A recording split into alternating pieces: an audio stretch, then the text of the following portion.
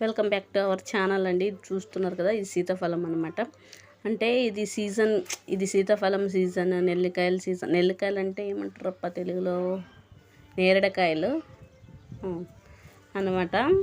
అందుకు చూడు ఎన్ని వేస్ట్ అయిపోయినాయి. కిందికి మాత్రం చాలా ఇంటి పక్కలోనే ఉన్నా కానీ చూసుకోలేకపోయాను. మా పెరట్లోనే ఉన్నిందనమాట, చూసుకోలేదు. అందుకు చూసి 3 కాయలు వేస్ట్ అయిపోయాయి అనమాట.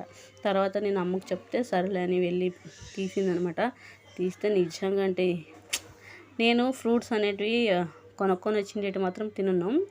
ఆల్మోస్ట్ చాలా వరకు నేను ఇంటి పక్కల ఉండేటివి మాత్రమే తింటాను అన్నమాట. ఎందుకంటే ఈ టేస్ట్ కానీ మనము బయట నుంచి తెచ్చి తింటాం కదా, ఏం బాగుండవు. దీనిపైన అయితే నల్లగా ఉంటాయి, అవి టేస్టే బాగుండవు. అంటే కావాలని మాగు పెట్టింటారు చూడు, అలా ఉంటాయి అన్నమాట. అందుకు నాకు నచ్చదు.